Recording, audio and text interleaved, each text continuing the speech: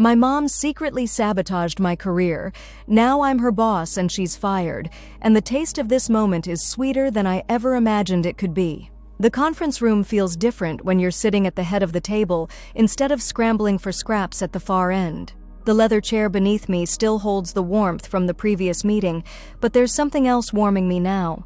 The knowledge that in exactly 17 minutes, my mother will walk through that glass door expecting another ordinary Tuesday morning, completely unaware that her world is about to crumble the same way mine did 3 years ago. My hands are steady as I arrange the termination papers in front of me. Strange how calm I feel, considering the hurricane that's been brewing in my chest since the day I discovered what she'd done.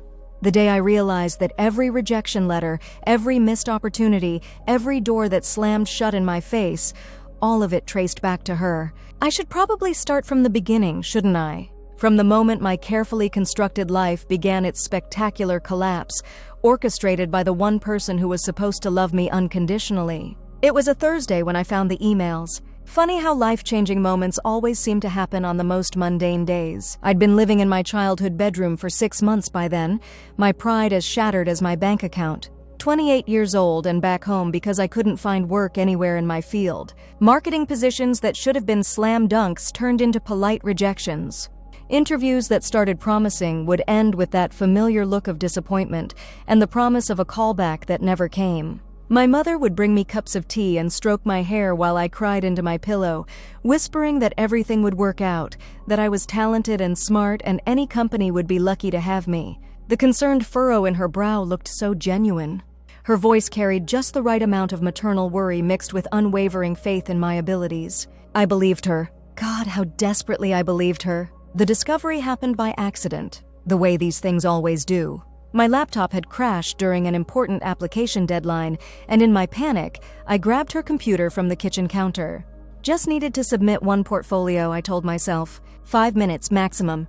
She was at her weekly book club, wouldn't be home for hours. Her email was already open. The cursor was blinking in a half-finished message to someone named Richard Hartwell, a name I recognized immediately because he was the hiring manager who'd rejected me just 2 days earlier. The same Richard Hartwell who'd seemed so enthusiastic during our phone interview, who'd practically promised me the position, who'd then sent me a cold, impersonal rejection email that made no sense given our conversation. My eyes moved to the subject line before my brain could process what I was seeing. Recolon Sarah Chen application - additional information. The blood in my veins turned to ice water. My finger hovered over the mouse, trembling slightly. Some part of me already knew what I was about to find, the same way you know you're about to vomit seconds before it happens. That sick certainty that settles in your stomach and spreads outward.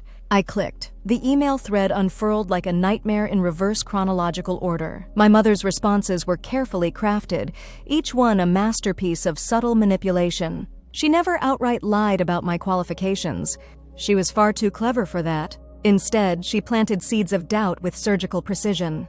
I hope you'll forgive me for reaching out directly, but as Sarah's former supervisor at Hartwell and Associates, I felt it was my professional duty to provide some additional context about her application. Former supervisor. The lie was so audacious it took my breath away. She'd never worked at Hartwell and Associates. She'd never been my supervisor anywhere. But there it was, written with such casual authority that it felt true even to me for a split second. While Sarah shows promise, I do have some concerns about her reliability under pressure. During our time working together, there were several instances where she struggled to meet deadlines, particularly when dealing with high-stakes clients. Each word was a knife sliding between my ribs. The worst part wasn't the lies themselves, it was how believable she made them sound. How she mixed just enough truth about my personality with fabricated weaknesses that painted a picture of someone you wouldn't want to hire. I scrolled up, following the thread backwards through time, watching my mother systematically destroy every opportunity I'd worked for. The email addresses changed, but the approach remained consistent. Sometimes she posed as a former colleague, sometimes a supervisor. Once, she claimed to be a client who'd had a difficult experience working with me. 3 years. 3 years of rejections and failures and nights spent questioning my own abilities. 3 years of watching my savings disappear and my confidence crumble. 3 years of her holding me while I cried, telling me not to give up, that my break was coming soon. My hands were shaking so violently I could barely scroll. The laptop screen blurred as tears gathered in my eyes, but I couldn't stop reading. I needed to see all of it. Every lie, every betrayal, every calculated blow to my future. The pattern became clear as I read. She'd targeted the positions I was most excited about, the ones where I'd come home bubbling with hope after interviews. She must have been listening to my conversations, cataloging the names I mentioned, the companies I was interested in. Then she'd wait a day or two and send her poison emails. The most recent one was to a startup I'd interviewed with last week. I'd been so hopeful about that position, a marketing coordinator role at a sustainable fashion company. It felt like the perfect fit, everything I'd been working toward. The interview had gone beautifully. The founder had actually said she was impressed with my portfolio. My mother's email to them was dated yesterday. I sat in that kitchen chair, staring at the screen, feeling something fundamental shift inside me. The grief was immediate and overwhelming, not just for the lost opportunities, but for the mother I thought I knew. The woman who'd raised me, who'd taught me to be honest and kind and to fight for what I believed in. That woman had never existed, or she'd died somewhere along the way and been replaced by this stranger who could systematically destroy her own daughter's future with such cold calculation. But underneath the grief, something else was growing. Something harder and colder and far more dangerous. Rage. Not the hot, explosive kind that burns bright and fades quickly. This was different. This was the kind of anger that settles into your bones and changes your molecular structure. The kind that whispers instead of screaming, that plans instead of reacting. I printed every email, every single one. The evidence of her betrayal filled 47 pages, and I read each one 3 times, memorizing the details, the dates, the carefully crafted lies. With each reading, the shock faded and clarity took its place. She'd been threatened by my success. That was the only explanation that made sense. When I'd graduated summa cum laude from college, she'd seemed proud, but there'd been something else in her expression that I'd dismissed at the time. Something that looked almost like disappointment. When I'd landed my first internship at a prestigious agency, she'd asked why I was starting at the bottom when I was clearly overqualified. When I'd mentioned wanting to eventually start my own consultancy, she'd suggested I wasn't ready for that kind of responsibility. I'd interpreted it as motherly caution, protective instincts, love. I'd been so naive. The sound of her car in the driveway sent panic shooting through me. I quickly closed the email program, cleared the browser history, and positioned myself at the kitchen table with my own laptop open, pretending to work on applications that would never lead anywhere as long as she was watching. She came through the door with her usual bright smile, carrying a bag from my favorite bakery. "I brought you those chocolate croissants you love," she said, setting the bag in front of me with a kiss on my forehead. "How's the job search going, sweetheart?" The casual cruelty of it made my stomach clench. She knew exactly how the job search was going because she was the one ensuring it went nowhere. I managed to smile and thank her for the croissants. I even ate one, though it tasted like sawdust in my mouth. We had a normal conversation about her book club and the weather and whether I wanted to watch a movie together later. I played the part of the struggling daughter, and she played the supportive mother, and the whole time I was thinking about those 47 pages hidden in my room upstairs. That night, I lay in bed staring at the ceiling, pieces of a plan already forming in my mind. I couldn't confront her directly. She'd just deny everything or find a way to turn it around on me. I couldn't expose her publicly without destroying myself in the process, but I could do something else. I could succeed despite her, and then I could make sure she paid for what she'd done. The first step was getting out of her house. I couldn't job search effectively while she was monitoring my every move, ready to sabotage any opportunity that came my way. I needed space to rebuild, somewhere she couldn't reach. I called my college roommate Emma the next morning. We'd kept in touch sporadically since graduation, but she'd always been generous with her offers to help if I ever needed anything. When I asked if I could stay on her couch for a few weeks while I got back on my feet, she immediately said yes. The hardest part was lying to my mother about why I was leaving. I told her I'd found a temporary position in Chicago that might lead to something permanent. The hope that lit up her face when I said it was almost enough to make me doubt what I'd discovered. Almost. "Oh, sweetheart, that's wonderful," she exclaimed, pulling me into a hug that felt like being embraced by a stranger. "I knew something would work out. You're so talented, it was just a matter of time." I hugged her back and felt nothing but cold determination. Chicago was a revelation. Away from my mother's influence, doors began opening again. It took a few weeks. I had to work around the damage she'd already done, but gradually I started getting callbacks, then interviews, then finally a job offer. It wasn't the position I'd dreamed of, but it was a start, a junior marketing associate role at a mid-sized consulting firm. The pay was enough to rent a small studio apartment and start rebuilding my life. More importantly, it was mine. She couldn't touch it. I didn't tell her about the job until after I'd signed the contract and found my apartment. When I called with the news, the pause before her congratulations lasted just a beat too long. "That's wonderful, honey," she said, but I could hear the tightness in her voice. "Chicago is so far away, though. Are you sure this is the right move?" For the first time in months, I smiled genuinely.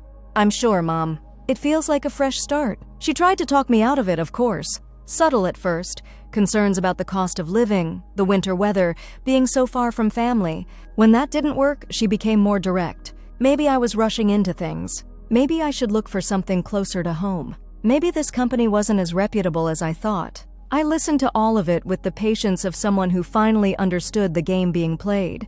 Then I told her I'd already signed the lease and would be moving at the end of the month. The 2 years that followed were a masterclass in strategic career building. I threw myself into work with the focused intensity of someone with something to prove. I stayed late, volunteered for every project, and made myself indispensable. My supervisor, Janet, became not just a boss but a mentor. She saw something in me that my mother had tried so hard to suppress. "You have instincts," Janet told me during my 6-month review. "Most people can learn the technical skills, but you can't teach someone to see the big picture the way you do." The promotion to senior associate came 8 months later, then project manager 6 months after that. Each success felt like reclaiming a piece of myself that had been stolen.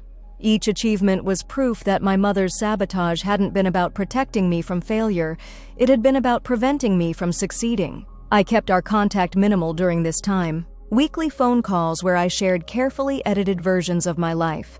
She'd ask probing questions about my work, fishing for details about companies and colleagues. I learned to give her just enough information to satisfy her curiosity without providing anything she could weaponize. The irony wasn't lost on me that I was using her own tactics against her.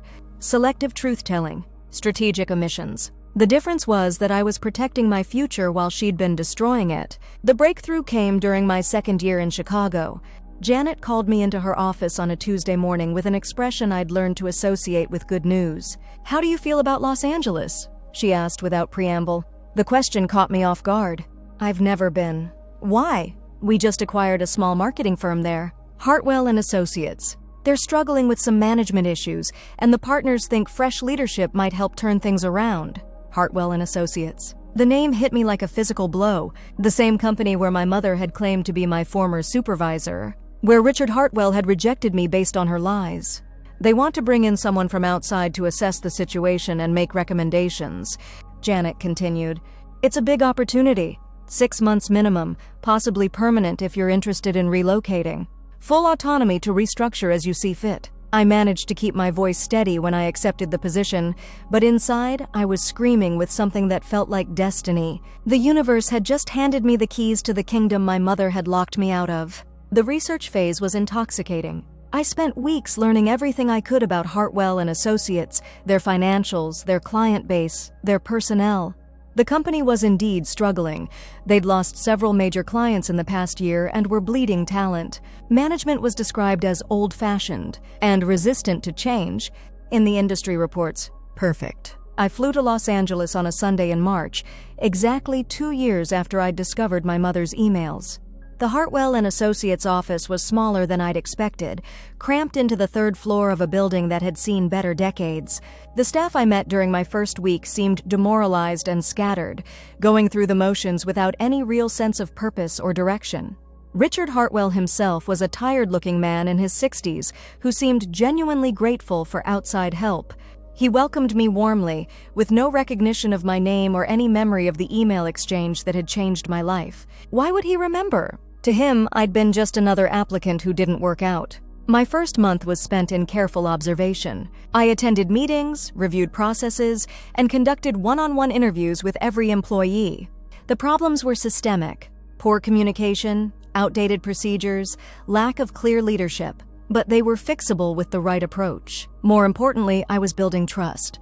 Richard and the other partners were impressed with my insights and recommendations. The staff, initially skeptical of another consultant, began to warm up as they saw me actually listening to their concerns and implementing changes that made their jobs easier. I was 3 months into the engagement when I got the call that changed everything. "Sarah, honey, I have some exciting news," my mother's voice chirped through the phone. "I got a job." The irony was so perfect it almost made me laugh. "That's great, Mom." "Where?" "A marketing firm in Los Angeles." "Can you believe it?" After all these years of being a stay-at-home mom, I finally decided to get back into the workforce. They were so impressed with my experience and references. I wondered whose identity she'd stolen this time to create her fake resume. "What's the company called?" "Hartwell and Associates." "Have you heard of them?" "They seem like a really innovative company." The phone nearly slipped from my hand. She'd somehow talked her way into a job at the very company where she'd sabotaged my application 3 years ago. The same company where I was now in charge of personnel decisions. "When do you start?" I managed to ask. "Next Monday." I'm so nervous but also excited. It feels like a fresh start, you know? Oh, I knew exactly what she meant by fresh start. That weekend I pulled her personnel file. She'd applied for an administrative assistant position 2 weeks earlier. Her resume was a masterpiece of creative fiction, previous experience at companies that didn't exist, references who were probably friends willing to lie for her, qualifications she'd never earned. The woman who'd spent years sabotaging my career had now fraudulently landed a position at the company where I held the power to fire her. The universe had a twisted sense of humor.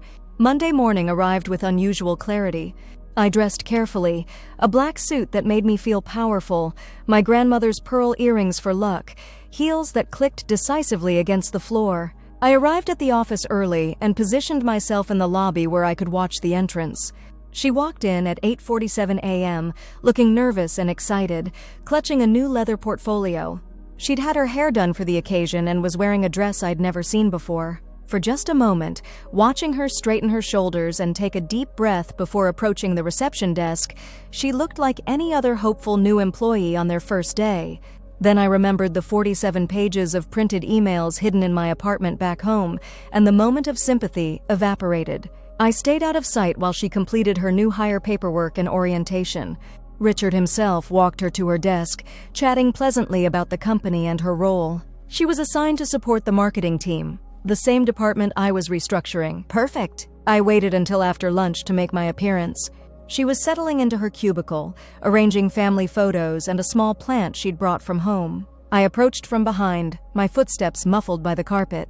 "How's your first day going?" She turned around with a bright smile that froze the instant she saw my face. The color drained from her cheeks so quickly I thought she might faint. "Sarah? How are you?" "I'm the consultant," I said calmly. "The one who's been brought in to restructure this department." I watched her process this information, saw the exact moment she realized what it meant. Her mouth opened and closed like a fish gasping for air. "I don't understand," she whispered. "Don't you? It seems pretty straightforward to me. You got a job and I happen to be your boss. Small world, isn't it?" The other employees in the area were starting to notice our conversation. I could see curious glances and subtle eavesdropping. Perfect. I wanted witnesses for what came next. "We should probably discuss your role in the restructuring," I continued in a professional tone. "Could you come to conference room B in 10 minutes? We have a lot to cover." She nodded mutely and I walked away, feeling her eyes burning into my back. Those 10 minutes felt like hours. I sat in the conference room, looking out at the Los Angeles skyline, thinking about all the ways this moment could go. She could try to deny everything, claim the emails were fabricated. She could break down and beg for forgiveness. She could quit on the spot and run. What I didn't expect was for her to walk in with her chin raised and defiance in her eyes. "You planned this," she said, closing the door behind her. "Somehow you planned all of this." "I didn't plan anything," I replied honestly. "But I'm certainly not going to waste the opportunity." She sat down across from me, her hands folded tightly in her lap. "What do you want?" The question hung in the air between us. What did I want? 3 years ago, I would have said I wanted an explanation. I wanted to understand why she'd done it. I wanted an apology that would somehow make the betrayal hurt less. But sitting there, looking at her face, I realized I didn't want any of those things anymore. They wouldn't change what had happened. They wouldn't give me back the years I'd lost or the confidence she'd stolen. What I wanted was justice. I want you to experience what it feels like to have your future destroyed by someone you trust, I said quietly. Her face crumpled slightly. Sarah, please. You have to understand. I understand perfectly. I understand that you were threatened by my success. I understand that you couldn't bear the thought of your daughter surpassing you. I understand that you were willing to sabotage my entire career to keep me dependent on you. That's not— I have the emails, Mom. All of them. Every lie you told, every opportunity you destroyed, every door you slammed shut. I have them printed and saved and backed up in multiple locations. The fight went out of her then. She sagged in her chair like a deflated balloon. You were pulling away from me, she said, her voice barely above a whisper. After college, you were so focused on your career, on building your own life. I felt like I was losing you. So you decided to destroy my life instead? I thought if you stayed close, if you needed me, we could be a team. Mother and daughter working together? I never meant for it to go on so long. The confession hit me harder than I'd expected. Part of me had hoped for something more dramatic, some revelation that would make her seem less human. Instead, she just looked like a lonely, insecure woman who'd made terrible choices out of fear. But understanding the motive didn't excuse the crime. How many opportunities did I lose because of you? I asked. She was crying now, makeup running down her cheeks. I don't know. I lost count. 37. I went back and counted every application I made during those 3 years. 37 positions where I was qualified, where I made it to the interview stage, where I should have had a real chance. And you poisoned every single one. Sarah, please. You cost me 3 years of career development, 3 years of salary progression, 3 years of building professional relationships and establishing myself in the industry. Do you have any idea what that's worth in lifetime earnings? In professional reputation? In simple human dignity? She was sobbing openly now, but I felt nothing but cold calculation. This was what I'd been building toward for 2 years, this moment of complete power over the person who'd held such power over me. Here's what's going to happen, I continued. You're going to continue working here under my supervision. You're going to do exactly what I tell you to do when I tell you to do it. You're going to experience what it's like to have your professional life controlled by someone else? For how long? I smiled, and it felt like winter. For as long as I decide. The next 3 months were a masterclass in professional psychological warfare.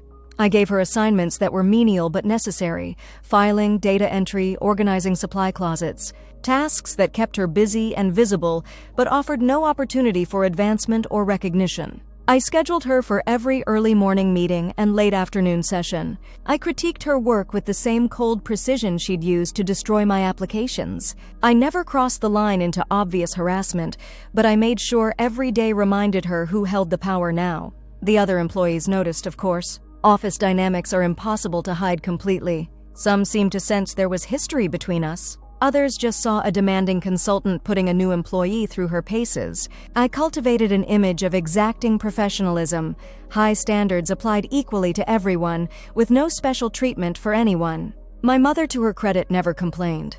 She arrived early, stayed late, and completed every task I assigned with meticulous attention to detail. But I could see the toll it was taking. She looked tired all the time. The excitement and energy she'd had on her first day faded into a grim determination to survive each workday. Sometimes I caught her watching me with an expression I couldn't quite read. Sadness, maybe, or regret, possibly even pride, seeing what I'd accomplished despite her efforts to stop me. But I'd trained myself not to care about her feelings. She'd forfeited the right to my compassion when she'd decided to sabotage my future. The restructuring was going well. The changes I'd implemented were improving efficiency and morale across the department. Client relationships were strengthening. Revenue was up. Richard and the other partners were thrilled with the results and had already started discussing making my position permanent, which brought me to phase 2 of my plan. The conversation happened on a Thursday afternoon in late June. Richard called me into his office with the formal offer I'd been expecting. Department head, permanent position, significant salary increase, full autonomy to continue the transformation I'd started. "We'd like you to build your own team," he said. "Clean slate, fresh start. You can keep whoever you want from the existing staff and hire new people to fill any gaps." The opportunity was everything I'd dreamed of 3 years ago when I'd first applied to this company. Full circle, with the power to shape the department exactly as I envisioned it. I'd like to make some significant changes to personnel, I told him, whatever you think is best. You've earned our complete trust. That evening, I prepared my termination documentation, not just for my mother, that would have been too obvious, too personal. Instead, I identified 4 employees whose performance had been consistently subpar throughout my evaluation period. My mother was simply one name on a list of people who weren't contributing to the company's future. Professional, defensible, perfectly legal.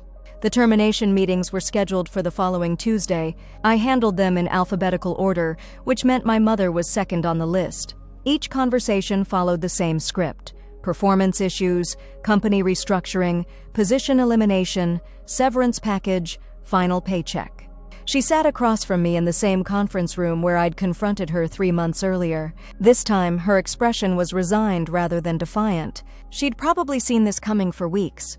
"This is about more than job performance, isn't it?"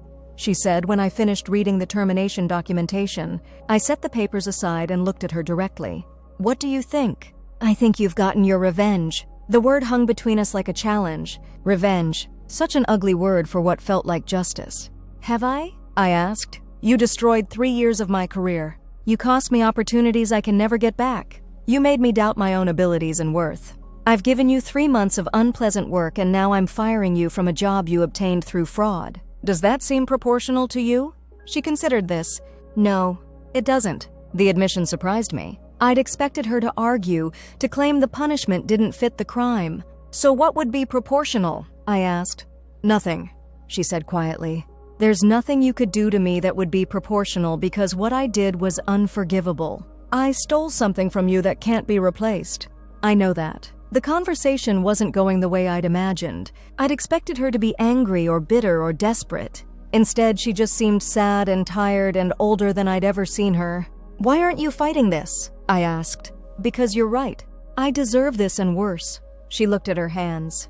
"I've spent the last 3 months watching you work, seeing what you've accomplished here.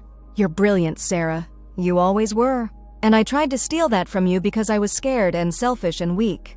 And now? Now I'm proud of you. I know I don't have the right to be, but I am. You became everything I was afraid you'd become, and you did it despite everything I did to stop you. You're stronger than I ever was." The words should have felt like victory, but instead they just felt hollow. 3 years of anger and planning and careful calculation, and all I felt was empty. "The severance package is generous," I said, pushing the papers toward her. "It should give you time to find something else." "Thank you." She signed the documents without reading them and stood to leave. At the door, she paused. "For whatever it's worth, I'm sorry. Not sorry I got caught, but sorry I did it. Sorry I let my own insecurities hurt you so badly. You deserved better from me?" Then she was gone, and I was alone in the conference room with the signed termination papers and the taste of victory that felt suspiciously like ash in my mouth. The rest of the day passed in a blur of meetings and congratulations. Word had spread quickly that I'd been made department head permanently. Colleagues stopped by my office to express their excitement about working with me long-term. Richard took me to lunch to celebrate and discuss my vision for the department's future. Everything I'd worked for was falling into place. The job, the respect, the financial security, the professional reputation. I'd overcome my mother's sabotage and built something even better than what she'd tried to steal from me. So why did I feel so empty? That evening, I sat in my hotel room overlooking the city, thinking about what came next. I could stay in Los Angeles, build my career here, put the past behind me. Or I could return to Chicago, where I had friends and a life that didn't revolve around revenge. My phone buzzed with a text from Emma. "How did it go today? Did you get the permanent offer?" I stared at the message for a long time before responding. "Got the job.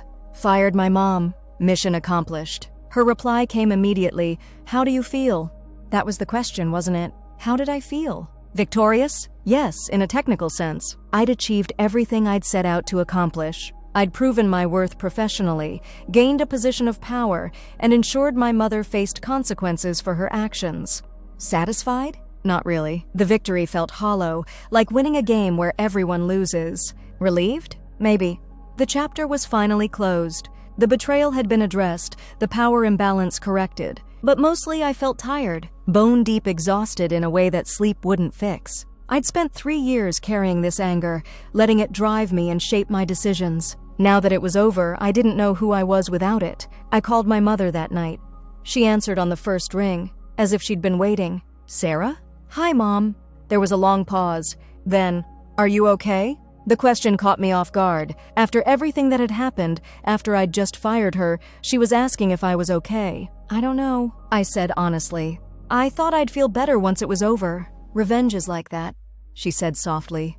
"It promises more than it delivers." Is that what this was? Revenge? Wasn't it? I considered the question. I called it justice. Maybe it was both. We talked for almost an hour that night. Not about forgiveness or reconciliation, but about what came next. She was planning to move back east, maybe find work in a different field entirely, start over somewhere new. I told her about the job offer, the opportunities ahead, the team I was planning to build. She listened without interrupting, occasionally asking questions that showed she understood the business better than I'd expected. "I'm proud of you," she said again as we were ending the call. "I know I don't have the right to be, but I wanted you to know." "I know, Mom. And for what it's worth, I understand why you did it." "I don't forgive it, but I understand it. That's more than I deserve." "Yeah, it probably is." 3 months later, I was settled into my new role as permanent department head. The team I'd built was exceeding all performance metrics. We'd landed 2 major clients and were being held up as the model for other departments company-wide. My professional reputation was solid, my future secure. I'd also started therapy. Dr. Martinez was a no-nonsense woman in her 50s who specialized in family trauma and career recovery. Our sessions weren't about forgiveness or reconciliation. They were about understanding the impact of what had happened and learning to build a life that wasn't defined by it. "You achieved your goals," she noted during one session. "You rebuilt your career, gained professional recognition, and ensured consequences for the person who hurt you. Why do you think the victory feels incomplete?" "Because it doesn't change what happened," I said. "It doesn't give me back those 3 years. It doesn't erase the damage to my confidence or the relationships I lost or the opportunities that are gone forever. And you thought it would? I hoped it would. Revenge rarely heals the original wound," she said gently. "At best, it provides temporary satisfaction. But healing comes from rebuilding, not from tearing down." She was right, of course. The real victory wasn't firing my mother. It was everything I'd accomplished, despite her efforts to stop me. The job, the team, the respect of my colleagues, the financial security, the knowledge that I was capable of succeeding even when someone I trusted was actively working against me. That was the prize worth having. My mother and I exchanged holiday cards that year and occasional emails about family news. The relationship would never be what it was before. Trust, once broken that completely, doesn't fully heal. But we'd found a way to exist in each other's orbits without causing additional damage. She'd found work as a bookkeeper for a small nonprofit. It was honest work, using skills she actually possessed. She seemed to like the simplicity of it, the straightforward nature of numbers that couldn't be manipulated or misrepresented. We had lunch when I was in town for a conference 6 months later. It was awkward but not hostile. We talked about work and the weather and current events. Safe topics that didn't require us to navigate the minefield of our shared history. "You look happy," she said as we were parting ways. "I am," I realized. "Not all the time, but more often than not." "Good. That's all I ever really wanted for you." "No, it wasn't," I said, but not unkindly. "But maybe it's what you want now." She nodded, accepting the correction. "Maybe it is." A year later, I received a promotion to regional director, overseeing marketing operations for the entire West Coast. The position came with a significant salary increase, stock options, and the kind of professional recognition I'd dreamed of since college. I called my mother to share the news. "Old habits, I suppose." "That's wonderful, sweetheart," she said, and for the first time in years, the pride in her voice sounded genuine rather than performative. "You've worked so hard for this." "I have," I agreed. "It feels good to see it paying off." "I'm sorry I tried to prevent this," she said suddenly. "I'm sorry I was so afraid of losing you that I tried to keep you small." "You were never meant to be small." The apology was more complete than any she'd offered before. It acknowledged not just the actions, but the underlying motivation, the fear and insecurity that had driven her to such destructive choices. "Thank you for saying that," I told her. "It means something." "Does it mean enough?" she asked hopefully. I considered the question. Did it mean enough for forgiveness? For a return to the relationship we'd had before? For me to trust her again? "It means something," I repeated.